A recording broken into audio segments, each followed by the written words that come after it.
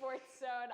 I'm your host, Elias Freeman. I am once again joined by Beth Spicer. Okay. Oh my goodness. Best at my name, okay. Beth Spicer and Tina Orozco. We're going to be talking some UNT softball. Last time we talked UNT softball on SportsZone, they were coming off a big loss to Oklahoma right before conference play started. But that loss didn't knock them off course, and they got off to a program record 6-0 start in conference play after sweeping Tulsa and UAB. They lost their first game to UTSA, but are still near the top of the conference, as we see. Do you think this was a fluke of a start, or will UNT keep this winning streak going? No, I don't think it's a fluke. I think we've got it. I think, yes, going off of winning 6 straight games, you're going to be kind of timid in what we're going to do. So I don't think losing the first game to UTSA really means a ton for us right now. UTSA is third in the conference, so yes, they're still up there. It's not like we're losing to last in the conference. There's a difference. And so I think we're just competitive.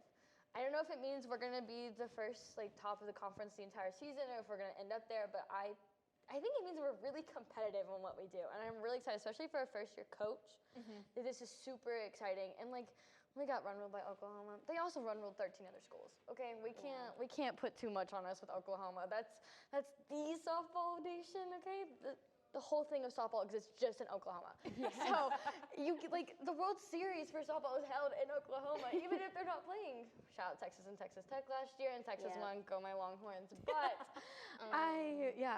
Go Nyjah, sorry. Oh. But I think with the loss with UTSA, they lost 5-2 that morning, and then in the afternoon they came back. They came in double digits in the second game, so it was just maybe a little slip up. I mean, defensively with that, I don't think the pitching was quite well that day, and I think they're continuing to grow. Will still continue within the conference. We see South Florida, UTSA, but they're competition for us, but I think we got this in the bag, tournament-wise. Well, I think you bring up a really interesting point, Beth, too, of this is a first-year coach. And what I interviewed our new coach last semester and during some fall ball, and he was talking about how, one of the biggest things that they're pushing this season has been a team. Yeah. Yes. They want to be a team. They don't want to be those star players. They don't want to be defense and offense. They want to be a complete team. So they've been working a lot on chemistry and team building and all of that. How much of a role do you think that has played in this hot start? I think it's played everything in this hot start. I think especially coming off of our beginning of the season. So this is where having that team dynamic really does play a role in what we're doing. And that's what I think gave us this hot start, is doing all of that, is being a team that even though when things whenever I was at the Oklahoma game, it wasn't pretty at all. But that's Oklahoma. It is Oklahoma. Yeah, but it's Oklahoma. That is to say, you weren't seeing defense and offense on our team. You were seeing UNT as a team going out there, even though it was not going well. It wasn't that they were sitting there blaming each other. It wasn't offense versus defense. It was a team, and it was saying, this sucks. This is not what we want to do, but that's okay because we are us. And so I think with that, it let us. I mean, I'm so glad we beat Tulsa because, especially since the men lost to Tulsa. So don't like Tulsa at the moment either.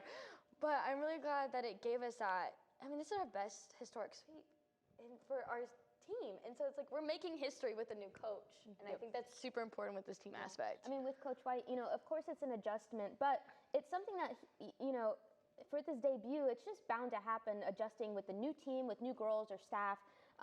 I know he has said himself that he's excited for this atmosphere and challenge with conference play, and I feel like he's prepared his team and his staff well enough for them to face the challenges that they will in these upcoming games. I mean, they're playing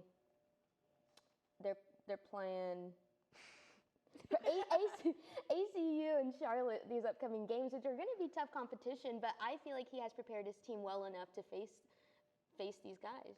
Yeah, I think he's done a great job this season. And that was another thing that I spoke to him about, is a big thing with him is he's excited to be in North Texas. Yeah. He said that he wants to be here. This isn't a consolation prize for him. Yeah.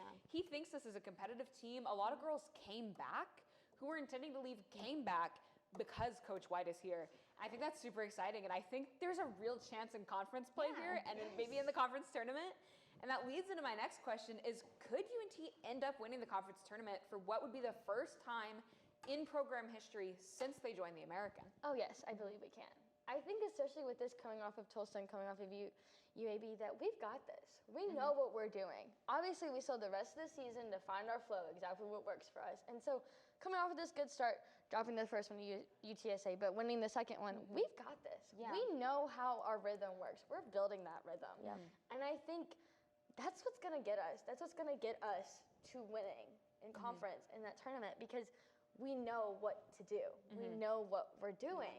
And I think that's super important for us. Yeah, not only visually have we seen this change of a team, throughout the season, they've tremendously gotten better and improved just as a team, but numerically, they're first in the standings. They're hitting 353 in conference play, as well as a 2.3 ERA in conference games, which are amazing numbers to get into. I'm assuming they're going to get first or second seed within the conference. Obviously, that's probably the best move for them tournament-wise.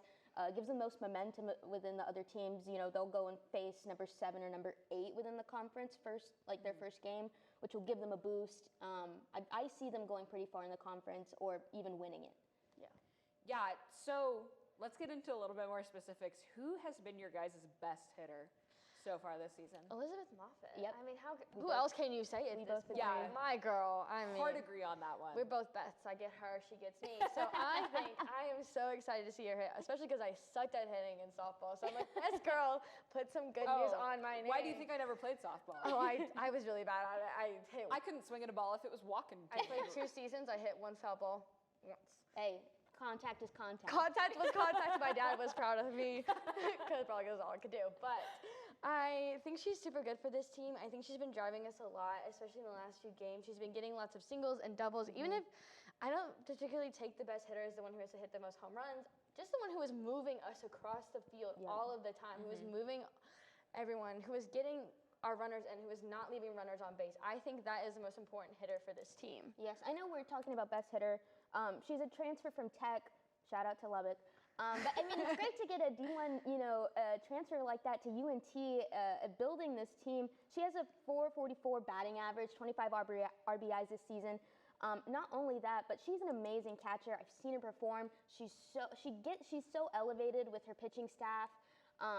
She's just a great addition to the team, and it's amazing seeing her play and hit. 25 RBIs is an insane Right? stat. Yes.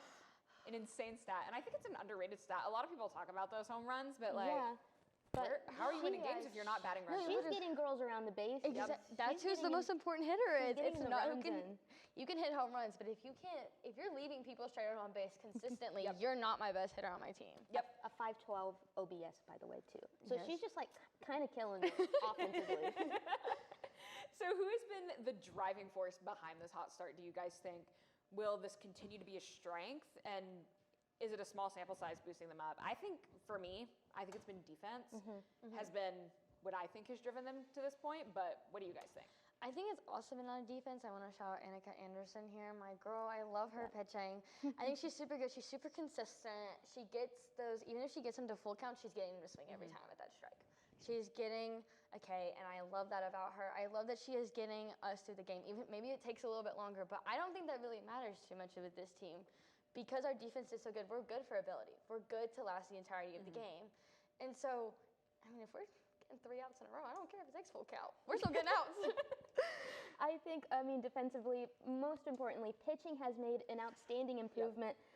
Just the pitching performances, obviously Annika Anderson, but also Brittany Lewinsky. She's pitched 100 innings, just a little bit over, 100.1 innings for the season with a 4.10 ERA. She's done incredible for UNT. That's a lot of innings to have on your arm, along with Annika too, but it's been very much an improvement, and I see that still sustaining through the conference play with these girls and our pitchers. We have 2 other pitchers too who are still growing, but Annika and Brittany have been outstanding. Well, so Brittany far. is one of those girls who came back because of Coach White. She was another player I interviewed and talked to her about Coach White, and she was super excited to be here because of him. So I think that's I think really it excited speaks about about your coaching. That's just Yeah. incredible to have that sort of influence on your players. Yeah. But with that being said, this has been our Women's History Month special. We made history here tonight with the first all-women's show and the first Women's History Month special. So watch women's sports. That's what we're getting at here. Women's sports are super fun to watch. We have some great competitiveness in those sports. But we'll be back here Thursday at 7:30, and as well as next Tuesday again. I've been your host, Elias Freeman. Thanks for watching.